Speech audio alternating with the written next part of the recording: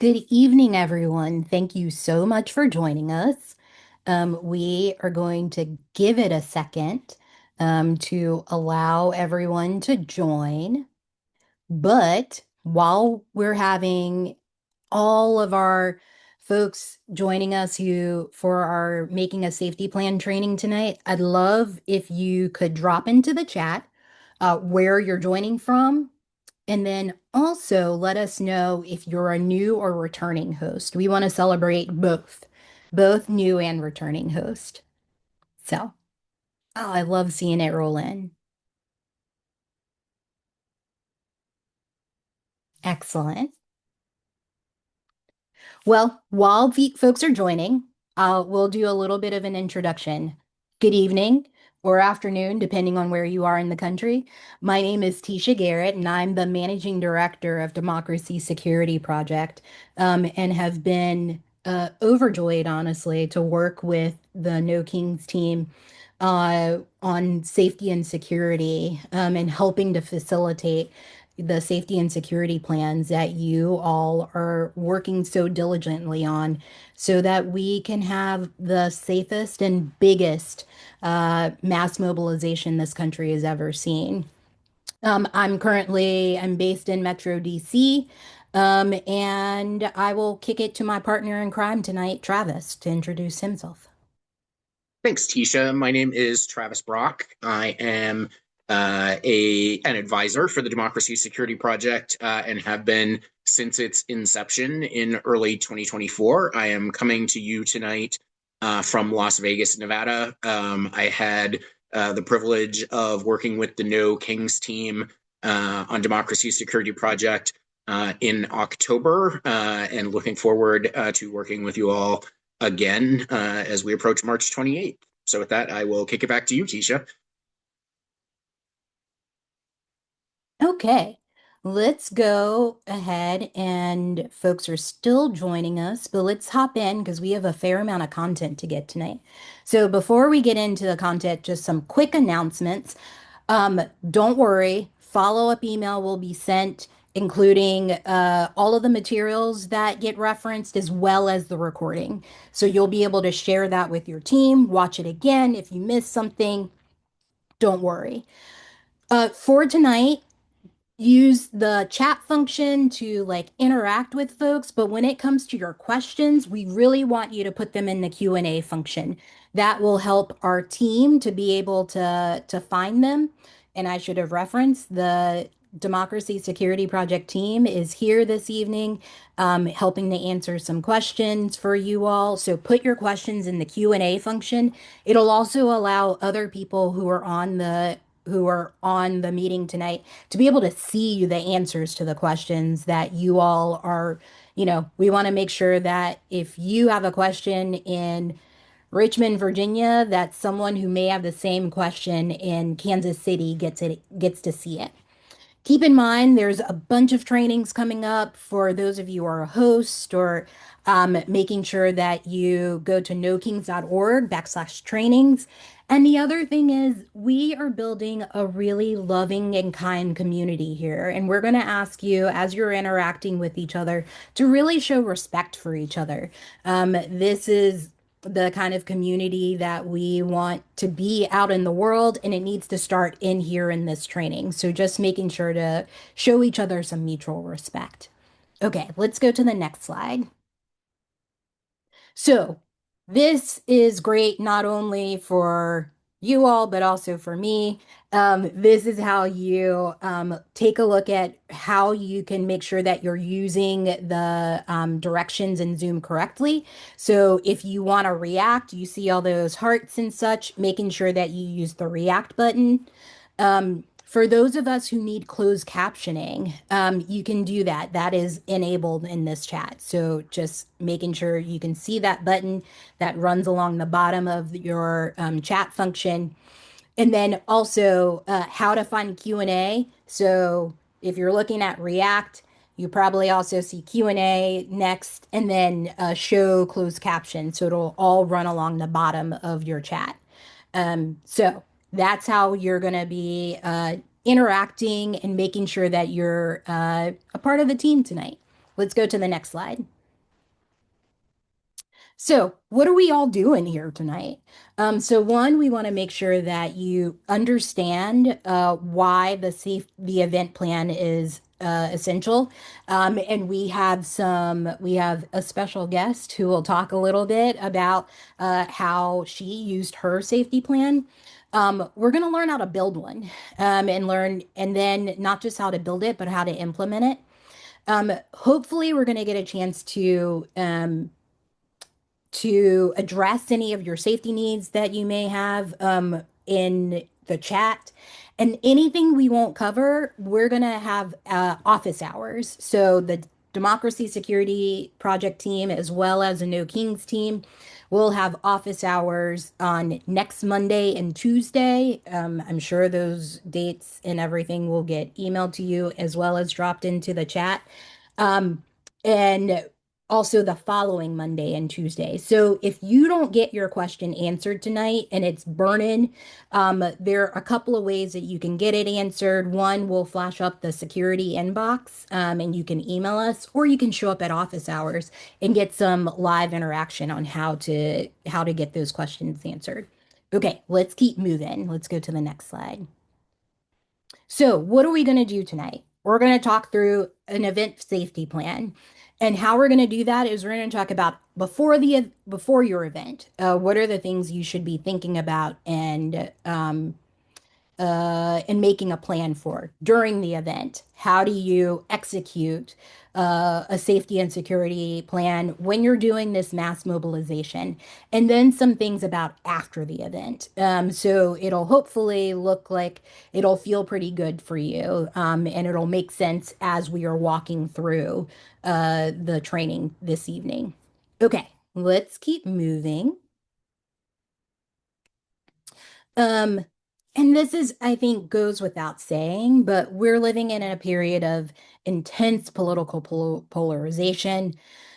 We are doing this call and talking about safety plans because we want to make sure that every event that you all host has the opportunity to be safe, peaceful, lawful, and effective.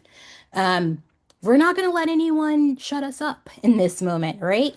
We are going to go out into our communities and we're going to stand proud for our values. And lastly, this training is just for us. This is off the record, not for the media. If you are media, we're going to ask you to leave um, and the not cover this as a part of any story you may be writing. Okay, let's keep moving. So the No Kings Coalition has a commitment to nonviolence, and this commitment has served us incredibly well.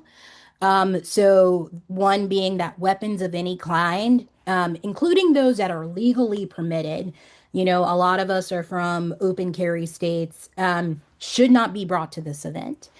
We want to make sure this event is weapon free, and that all events should be held in public spaces or in public property for a variety of reasons. Some of those we'll get into tonight.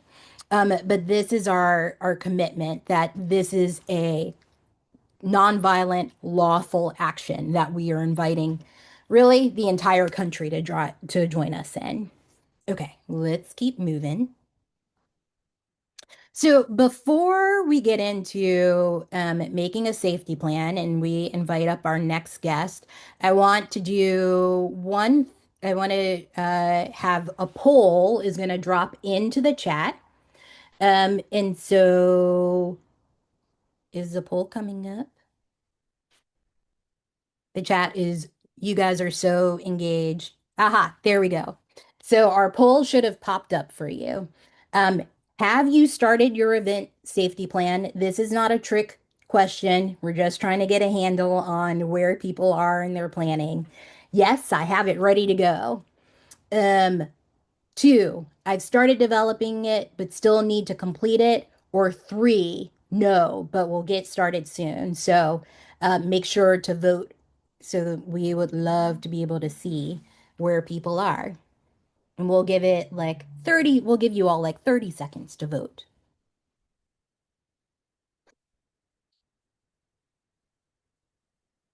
Awesome. I see a lot of have started it. Some of you are ready to go, the overachievers.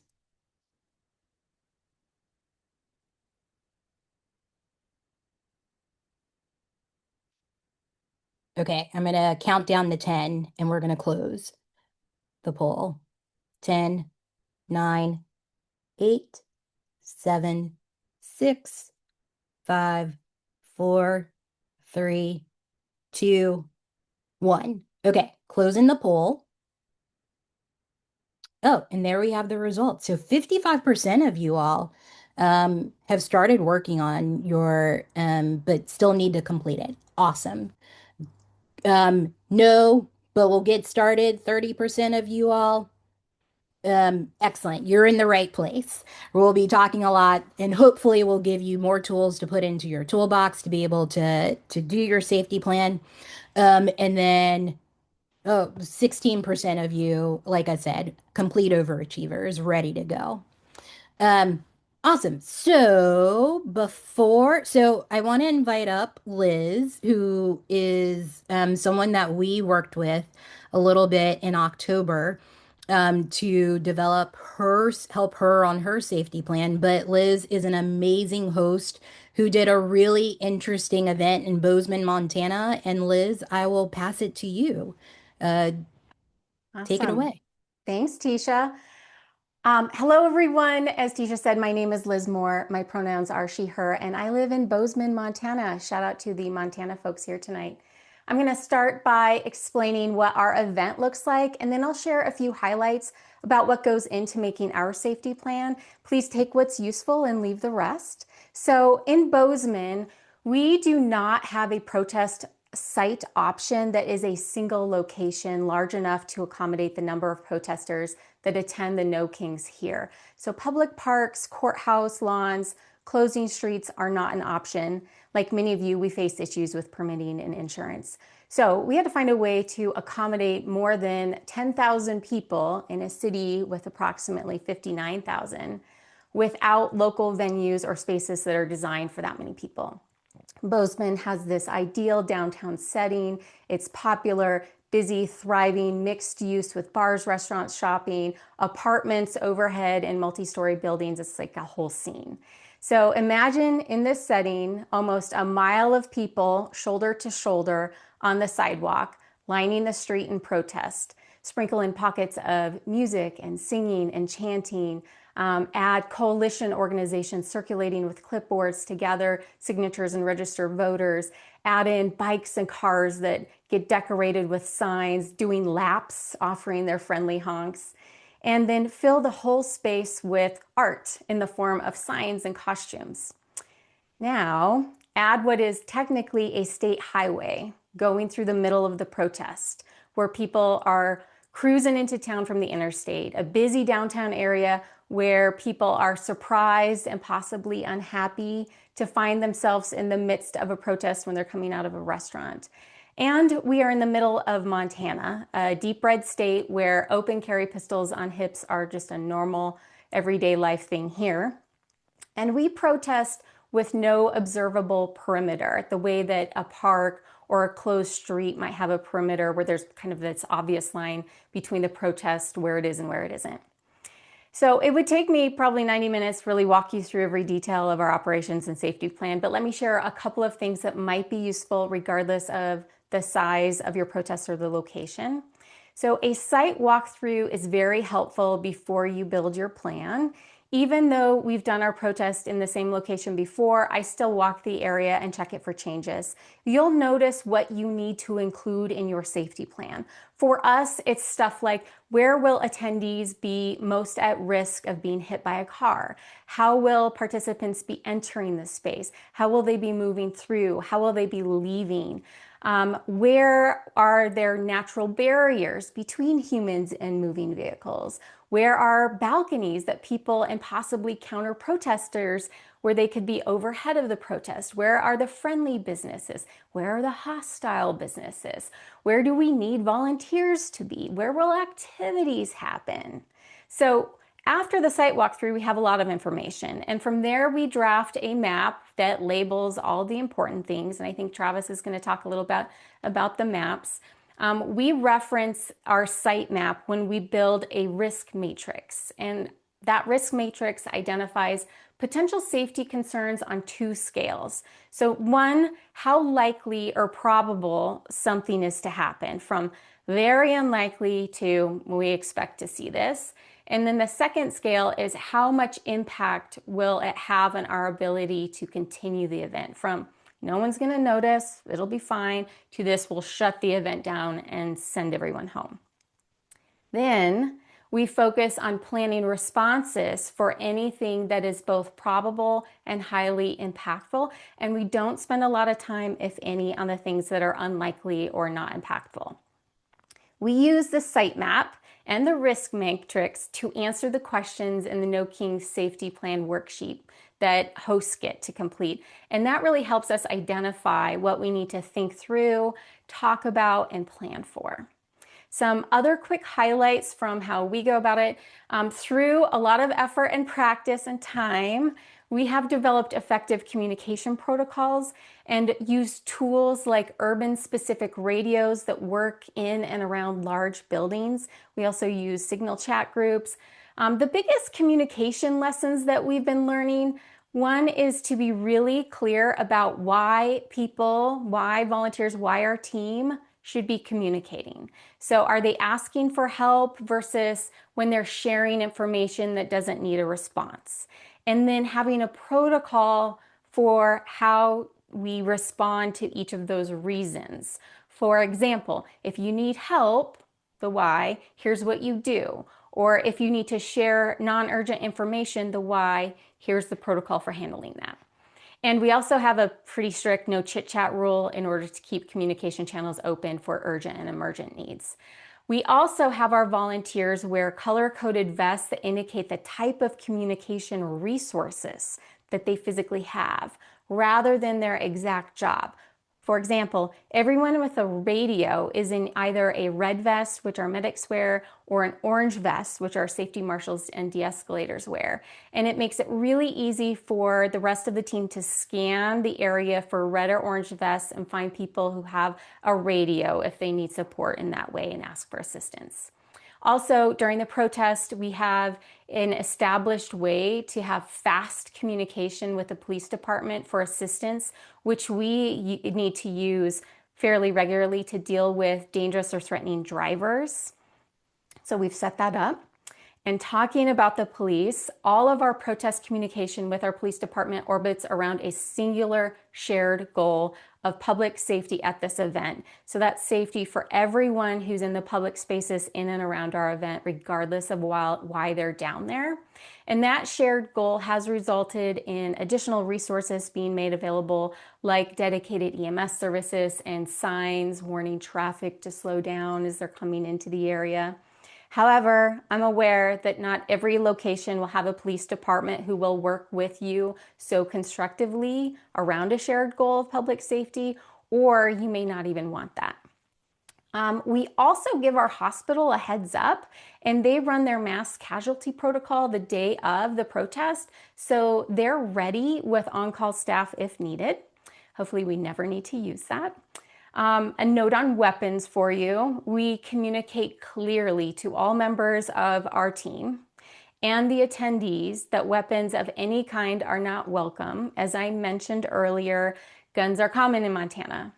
Because we are on a sidewalk, we cannot prevent people who are going about their days downtown from being armed, but we can make it clear to people volunteering or attending at the event that they should not be. And then we have very specific protocols for volunteers about what they do if they notice a weapon that's present. And that all just reflects our commitment to nonviolence. Another thing that we do, we're continually expanding our volunteer training. This did not happen overnight. We are including not only required training for our event volunteers, but also optional in-person training ahead of time to help people gain confidence in things like observation, communication, de-escalation. Our team was pretty big in October, but we didn't start there. We built this capacity and we built this plan over a couple of No Kings, hands off, and a lot of other efforts. And then I guess I just have one final takeaway for everybody. I remind myself and our volunteers of this.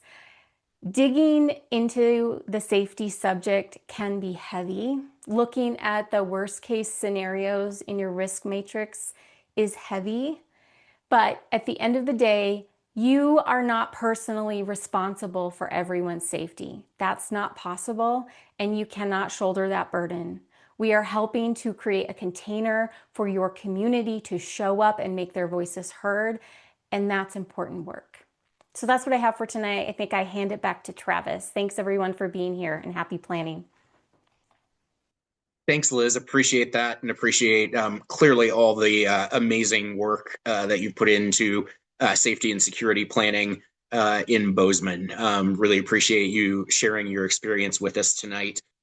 So I'm going to dive into some of the nuts and bolts of your event safety plan. And then we're going to look at your event in terms of what happens before, during, and after the event. I think as we get started, one thing that's important to recognize here is that we have a lot of folks on this call with events of sort of all shapes and sizes. We have experience levels ranging from brand new to did this at least 2 times last year. So just to acknowledge, there isn't a lot of one size fits all here, and we recognize that there's a huge difference in the scope and scale of all your events. So what we're really honing in on tonight are sort of the universal best practices that you can implement across the board. And I do just want to encourage everyone as we talk through some of these things, if you have more specific questions about your event or what's happening around your event, please feel free to message the security inbox.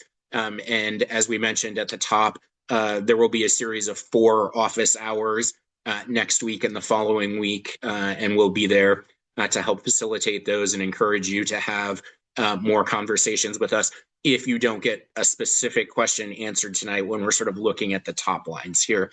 So we want to start by just talking about why you need an event safety plan and what it is. Having a safety and security plan is essential for identifying your potential risks and determining effective strategies to mitigate them. Event hosts and event safety leads can find the template in the host toolkit. But we do just want to remind you, it's a template. If a different format works for you, feel free to use that. Again, one size doesn't necessarily fit all. So if there's just a different visual learning style or different organizational rubric that works for you, please feel free to do that. You can find the template at nokings.org/safety worksheet. Let's go ahead and go to the next slide, please. So the components of a safety plan include conducting a risk assessment to identify potential scenarios. Again, I just want to give Liz props. I think she did a great job talking about this in terms of thinking about potential risks in terms of an X and Y axis of likelihood and potential harm, right? So I just invite everyone to think about that as you are thinking about these, what kind of risks you might encounter. And, you know, it's important to sort of be methodical about this. And we want to encourage you not to go down too many rabbit holes. Think about the things that are going to do the most harm if they happen, and think about the little things that are going to happen that you might not otherwise be prepared for. I think one of the things we found last fall is that people were ready for a lot of sort of big impact scenarios. What they weren't as ready for in a lot of cases was dehydration or sprained ankles or exhaustion or just being overwhelmed by the crowd, right? These things happen in events, and having a plan for all of those kind of things is important. Another thing we identified is that a lot of events didn't have a designated lost and found area, right? And a lot of people had lost their cell phones or their keys. And so that was something that came up with. It's not a super harmful thing that's going to happen, but it's a very likely thing that's going to happen. So again, just encourage you to think about that likelihood versus harm matrix when you're identifying potential scenarios. As you're doing that, think about what the mitigation strategies are for those identified risks, right? And again, one of the things to think about here is you may not be able, what happens in real time is always going to be different than a scenario. So don't put the pressure on yourself to have it completely gamed out, but think about what is the appropriate response if this happens, right? Is it making sure that, one group, that peacekeepers are deployed to that area or de-escalators? Is this kind of event of a magnitude that you will need to disperse people quickly and efficiently, right? What's your overall strategy for handling these identified risks? And then the most important thing, and I think we'll probably drive this home every time that we interact together through trainings or office hours, is that more than half, I would say even significantly more than half of a good security plan is establishing a clear communication framework and naming who your decision makers are, and then empowering those decision makers to communicate and act in whatever protocols you have identified. That is the biggest part of your security framework battle, and having that all lined up and all ready to go is going to facilitate you making good decisions in real time. Part of that structure is listing out all your event team members to ensure team-wide awareness, having what we frequently call a staffing grid, whether they're staff or volunteers, right? But having those roles assigned on a spreadsheet, collecting everybody's information, cell numbers, signal handles, and having that all set up ahead of time, right? So you're not trying to do that at the last minute. Having that framework really detailed, having everyone's communication, and having their roles very clearly delineated. If you require peacekeepers or de-escalators, you want to identify who will manage that process, right? Is that your event lead? Do you have a de-escalation lead who reports to an event lead or a safety lead? Just making that determination and making sure that org chart is clear for your event, no matter what the size, is an important aspect of developing a strong safety plan.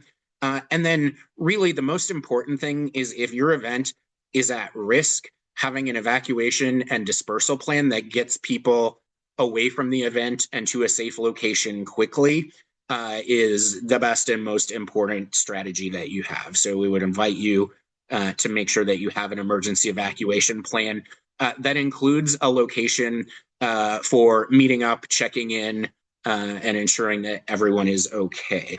So let's go ahead and go to the next slide, please. So we're going to dive into talking about what happens before the event. And Tisha and I are going to split this up a little bit.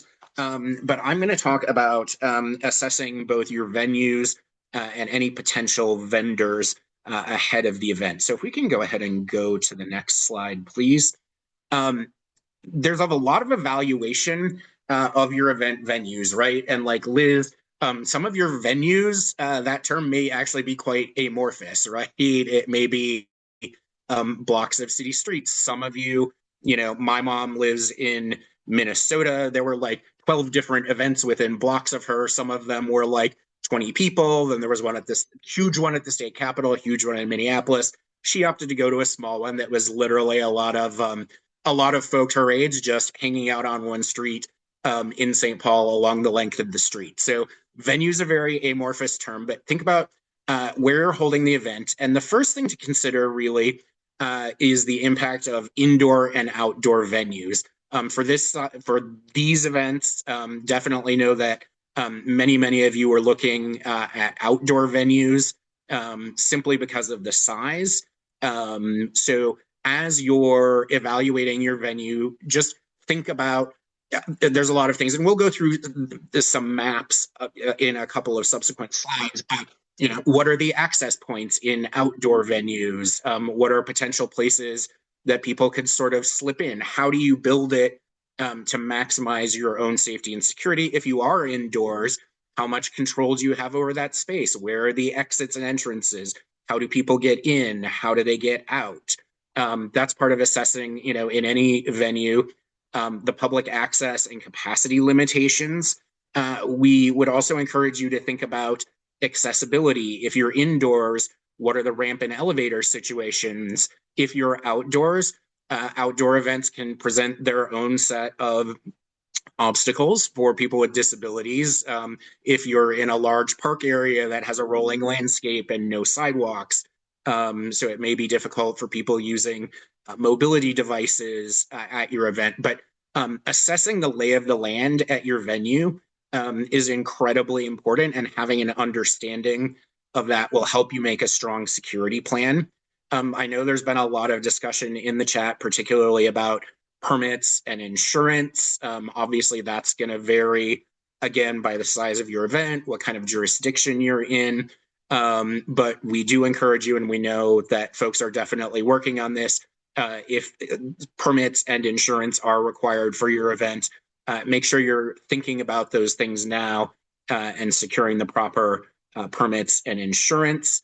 Another thing to consider is what is the availability of security and venue safety resources, right? If you're holding your event in a municipal park, it may fall specifically under the jurisdiction of park police. There may be some turf issues between park police and local police, right? So just understanding what resources are available inherently in the event is good for understanding your venue and creating a plan. And then, as I mentioned before, planning for quick, efficient, and safe evacuation procedures is going to help ensure that you have a strong safety plan. So let's go ahead and go to the next slide, please.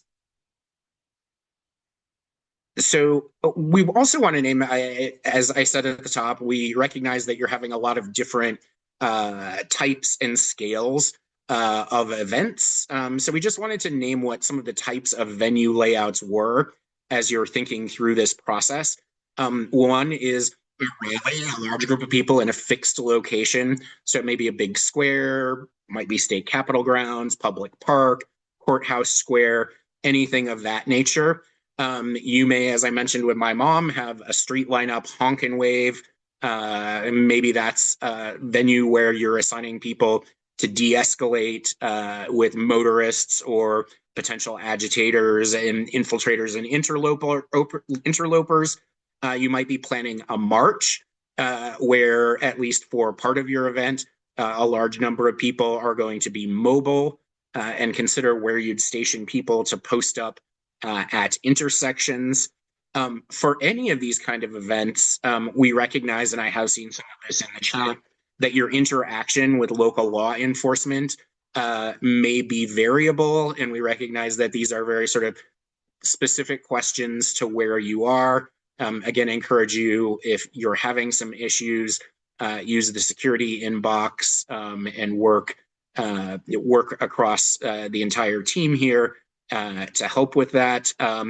In some cases, if you have a good relationship with local law enforcement, like Liz, where there's a shared goal of public safety for all, right? Law enforcement may actually be very helpful and block roads and provide you with some barricades, and even participate in some of the building of your venue. Maybe that's putting up barricades or bike rack, in a park or a common space. They might actually require that. So we recognize that that level of cooperation is going to be different across the board.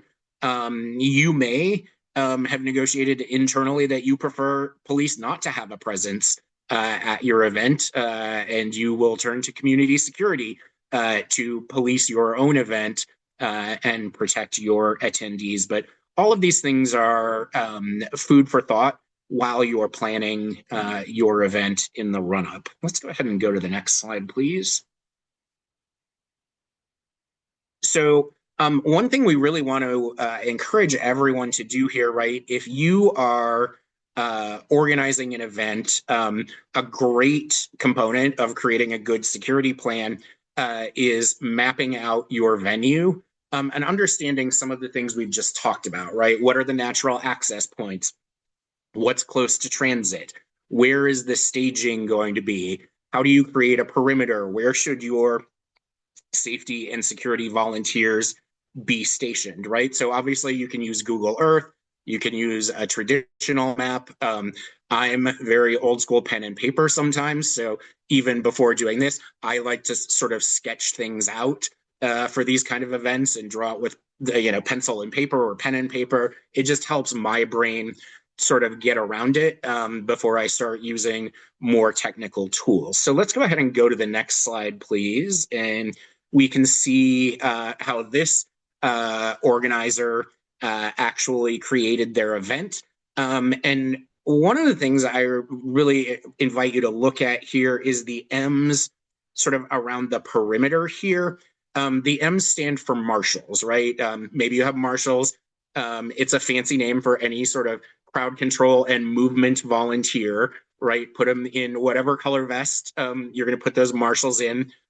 Could be peacekeepers or de-escalators as well, depending on the size of your event. You may want to have both, but what you can really kind of see here is that if this event doesn't have bike rack or fencing, right, you're really sort of creating a perimeter around the event with volunteers who are trained to move crowd, help crowd, control crowd. And it's like I like to think of it that your marshals are sort of giving your venue a big hug, right? So they're there to support the safety and security of the folks within that event perimeter. But you can see here that they're essentially stationed at all the points where you could enter an event. So you've got eyes and hands and probably a radio or a cell phone with signal at each of those points. In our sample event here, right, it looks like we're having a rally that's going to move into a march. They're going to march to the west, it looks like, from this venue. So I would also note here there's a forward marshal here who is sort of leading the march route along the way. Again, all of these are going to be different, but just want to get folks thinking right now about how to map this out and how to think about using your marshals or crowd volunteers in the most effective way. So let's go ahead and go to the next slide, please. And again, recognizing that not all of you are going to have vendors for your event. Again, some of you may just be honking and waving along a street, right? But for some of your larger events, you may need to secure vendors for staging, for sound and audiovisual, for food. Maybe you want to have food trucks in your event or other vendors come in. So we do want to recognize that not all of your events are going to require vendors necessarily. But this is actually an area that sometimes falls through the cracks in event planning that folks just haven't taken the time to assess their potential vendors and consider whether they're aligned with your team's values. And I say this specifically with respect to anyone who's got control over your sound and staging or your access to food and beverage. Wields a fair amount of power. So taking a little bit of time to just make sure that those folks are values aligned, maybe checking with community partners, using trusted vendors from the community is just a great practice that we highly recommend. And then taking the time to ensure that they meet all the necessary safety and licensing standards, as well as values alignment, just ensures that your attendees are going to have the best possible experience. So let's go ahead and go to the next slide, and I will, I believe, turn it back over to Tisha at this point. Awesome. Thank you so much, Travis. So let's talk a little bit about the team that will be supporting your event. And I think some of you have been asking that question. I think I've seen it in the chat.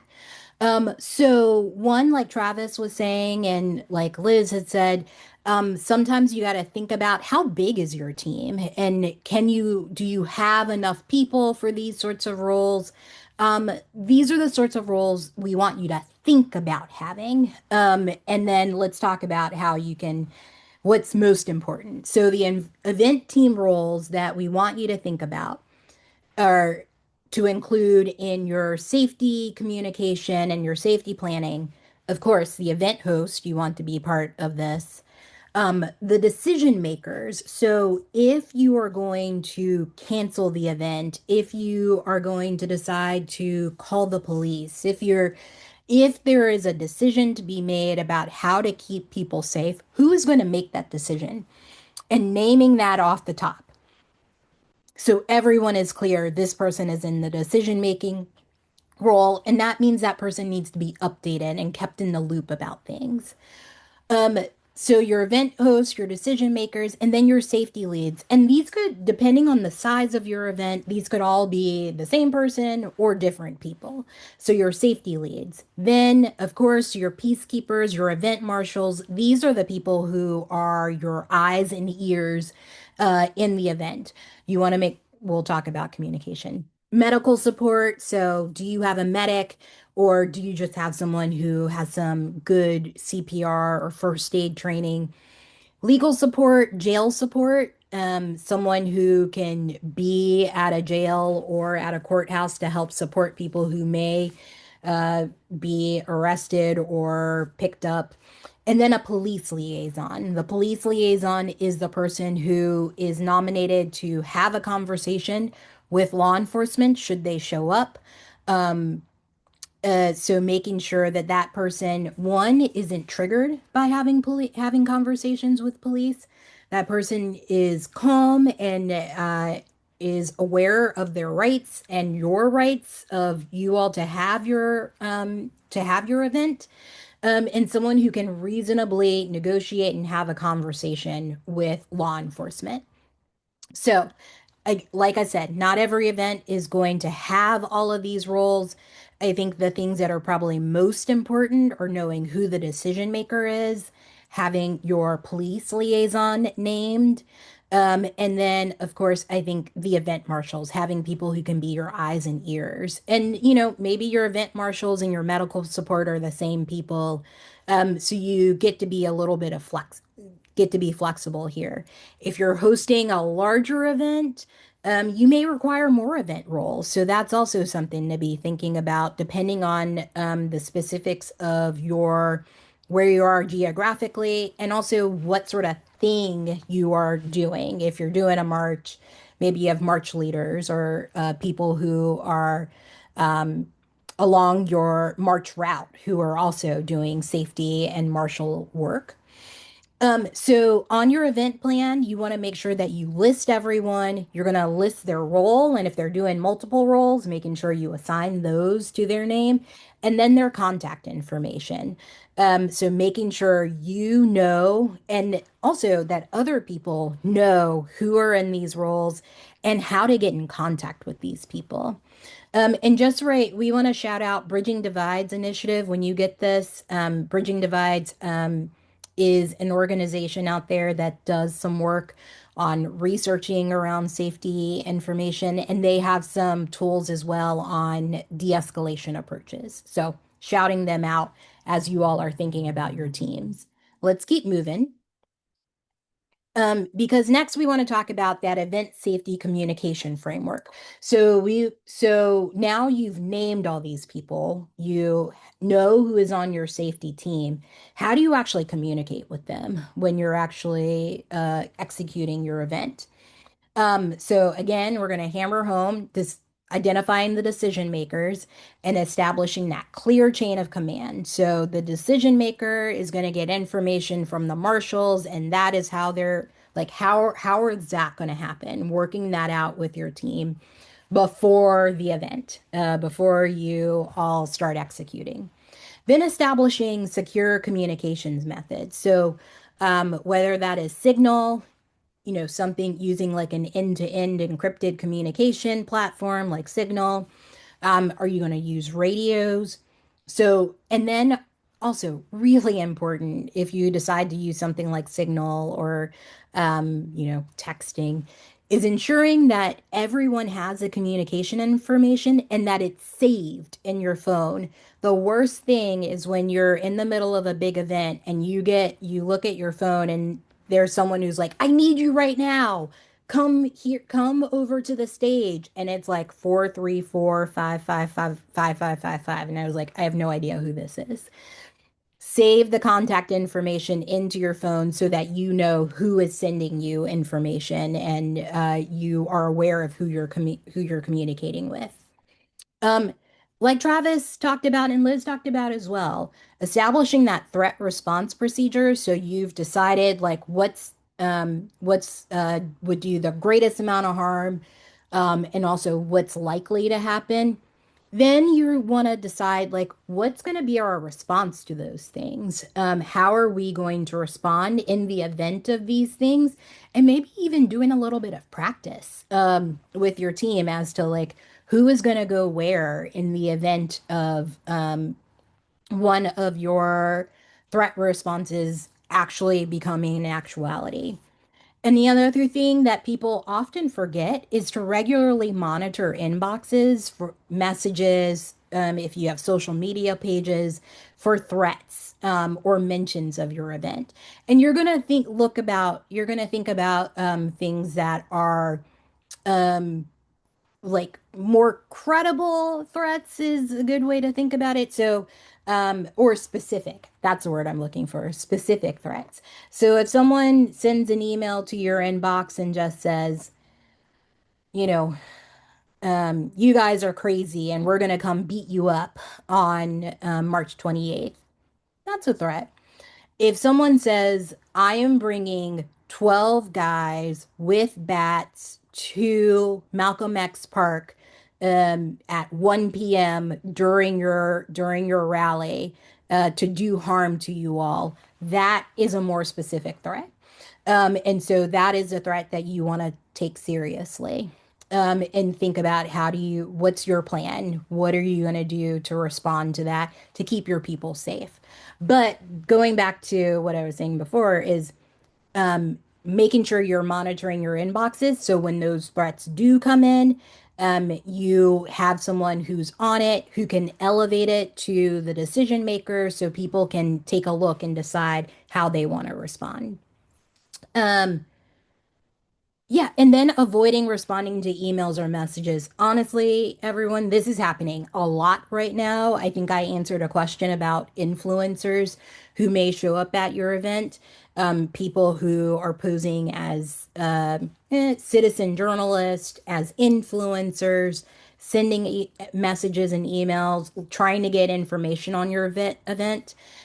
We definitely want to be opening and welcoming, but being a little suspicious, asking for a couple of more points of information in order to make a good decision on if you want to share information with this person.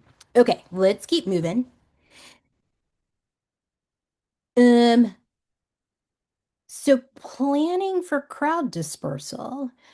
So once you have actually, so before your event, you want to think about how are all of these people actually going to get out of here? And so making a plan for how you're actually going to get out.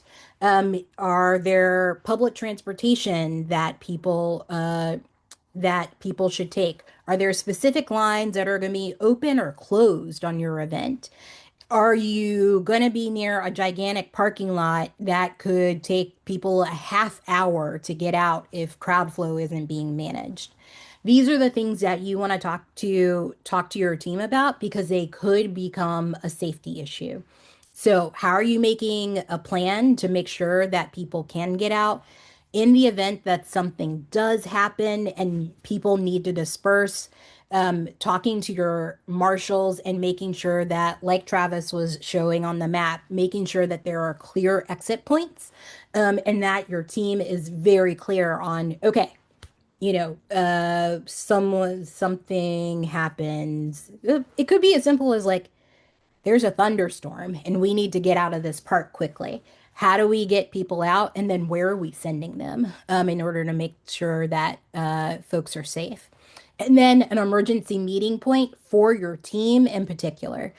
So making sure that in the event of emergency, there's a central gathering place for your people so that you can make sure that you're doing a count to make sure that everyone is safe.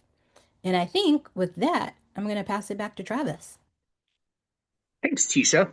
So we're going to talk about what happens during your event with respect to safety and security. So let's go ahead and keep moving through the next slide, please.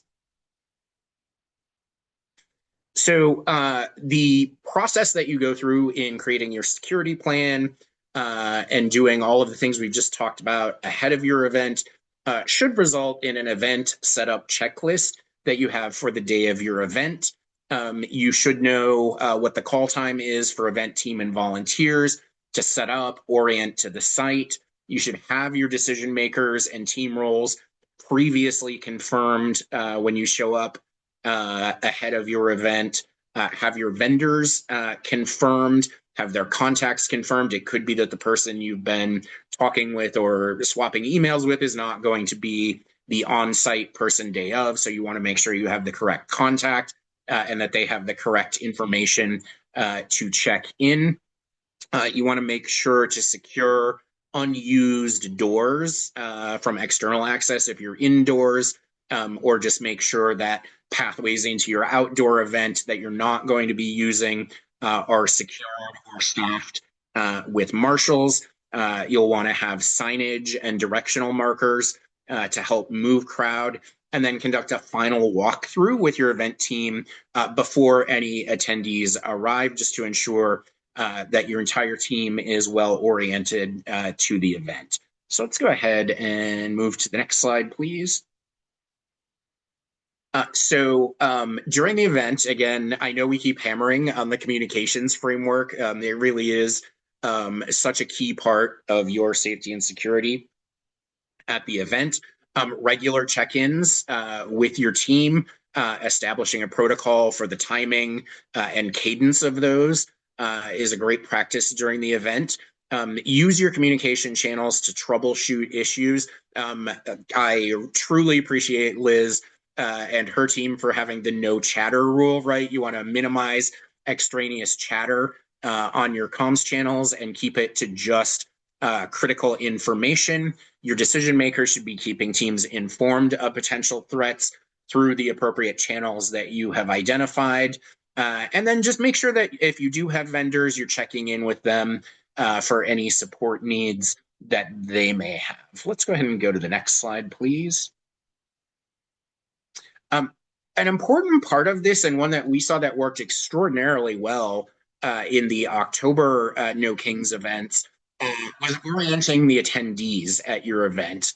Your attendees' safety is an integral part of your event safety plan, and getting them to buy in and understand some of the top line components of your plan is a great practice. So guiding attendees through the event space with signage and peacekeepers and marshals is a great way to help them internalize that you have a plan. And even if they don't know specifically what it is, we'll just help them feel more safe and secure.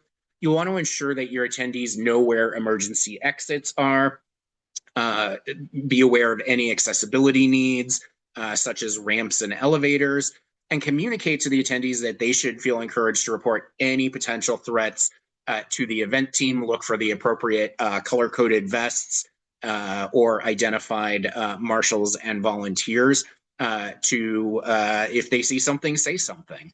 Let's go ahead and go to the next slide, please.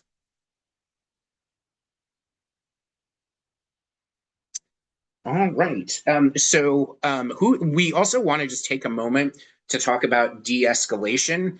Who's involved in de-escalation tactics? A lot of you who have done this before have probably utilized peacekeepers or de-escalators throughout your event. In this context, de-escalation is nonviolent response to conflict that calms or stabilizes tense situations. De-escalation tools help us direct our anger at injustice, not at each other. And what we find is that good de-escalators and good peacekeepers are great at bringing instead of being pulled toward an 11 or 12 by angry agitators or upset people, are very adept at pulling people back down to their nice calm level of a 4 or 5. There will be upcoming trainings to learn more about de-escalation tactics. We won't really be diving into those tactics tonight, but you can visit nokings.org/trainings to join some of the upcoming de-escalation trainings as well. Let's go ahead and go to the next slide. And I'll throw it back to Tisha to talk about what happens after the event. We made it. We're after the event. We're closing out, people. Here we go. So these are the things that we want to think about as you are closing your event. One, like we said before, that plan for safe dispersal. So how are you going to manage people out of the area, out of parking lots uh, to public transportation? If folks are walking, how are they getting out safely? Um, you want to make sure you thank your team and your volunteers and your vendors and everyone who made the day as successful as it was. I always have a feeling that when I'm at an event space, I want to leave it better than it was when I got there, especially if you're using public parks that the rest of the community are going to end up in. Making sure that you clean up after yourselves and that you aren't leaving a bad taste in anyone's mouth about giving you a permit or uh, access to using those sorts of venues come the future. Collecting all the signage, remember definitely pick up that sensitive paper, anything that has people's phone numbers, emails on it, anything that could be used to do like reputational harm or harm to people. Collecting all of that stuff, making sure it gets shredded, and taken off site. And then making sure all your vendors have collected their equipment. I have had multiple events where a vendor has called me like 5 hours later and been like, "Can I get back in? I left my mics." And I'm like, "No, you can't." Anyway, so making sure they get everything. Let's keep moving because, okay, now we want to talk about the event safety plan. And so you want to set aside time, whether it's a week after the event, after everyone's had some time to recover, but are still kind of still thinking about things to debrief with the safety team in particular. So you want to talk about the successes and challenges. You want to document things so that when you do another big mass mobilization, you have some documentation for future reference. Um, and then, when possible, talk to the people who were just attendees, not necessarily the safety team, and get their feeling on the event. Um, did they feel safe? Did they notice things that you all on the team didn't because you were working so hard? Getting the feedback from those people is going to be really important. Um, and I think with that, I think I'm tossing it back to Travis. Thanks, Tisha. Appreciate it. One thing I just want to acknowledge as we're closing out here is how incredibly productive the chat has been in addition to the Q&A function. Just seeing a lot of really helpful interaction there, and that just speaks to the level of engagement and the commitment to everyone from everyone for these great events. So yes, Tisha's making a heart. Just want to give you all props for a really productive chat, especially for a training of this size. Like that's truly an accomplishment, and I think speaks to the goals and orientation of this group of people. So you should all give yourselves a hug for what you've been doing in the chat, and we really appreciate that. I do just want to, as we're closing out here, also invite you to interact a little bit more in the chat. And really just give me a heart or a thumbs up or your preferred emoji, whatever your favorite is, if you are excited to help ensure everyone's safety and security at your event on March 28th. Throw those up in the chat, whatever your favorite emoji. Oh my gosh, I love seeing all these emojis. This is fabulous. So a couple of things that we have named along the way here that we just want to reinforce here as we close out. If you do have specific questions that didn't get answered, again, we understand this was very much top lines in your safety and security planning. Please feel free to email us email the security support inbox, security@nokings.org, with any questions that you have. We mentioned a few times the office hours coming up between 2:30 and 4 p.m. Eastern, 11:30 and 1 p.m. Pacific. I'm in the Pacific time zone, so I always go to that last bit there, but we'll hold office hours on Monday, March 6th and Tuesday, March 7th. And then the following Actually, Monday, Travis, sorry to interrupt you. It's actually the 9th and 10th. That's 9th, a, yes. yeah, Yes. so Yes, FYI. you are correct. So Monday and Tuesday this week, the 9th and 10th, I should know since tomorrow is March 6th. Um, should have guessed that. But then the following Monday and Tuesday as well. And then for future trainings, please visit nokings.org/trainings to sign up and register to attend additional trainings. Let's go ahead and go to the next slide, please. So just want to name some additional resources here. If you want to capture this, take a screenshot or a photo so you've got this handy. There's a safety marshal training manual that's linked in your host toolkit. There's a nonviolent peace force training, Clara, which is also in the toolkit. And Bridging Divides has a database of local organizations that offer in-person de-escalation trainings or capacity. Please feel free to visit them. Again, encourage you to snap a picture of this with your phone or take a screenshot so you've got these resources handy. We'll give you just a moment to do that. And then let's go ahead and go to the next slide, please. And again, we just want to say thank you.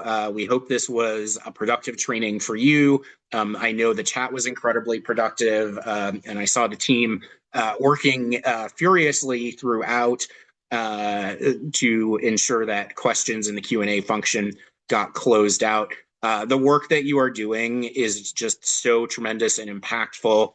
Those of us at DSP certainly saw this working with you again in October, and then we can feel that commitment to justice and democracy taking shape again here in March as you plan your events. So, really look forward to working with you all in the coming weeks to ensure that you have amazing, safe events on March 28th. Thank you all. Have a good night, everyone. Thank you.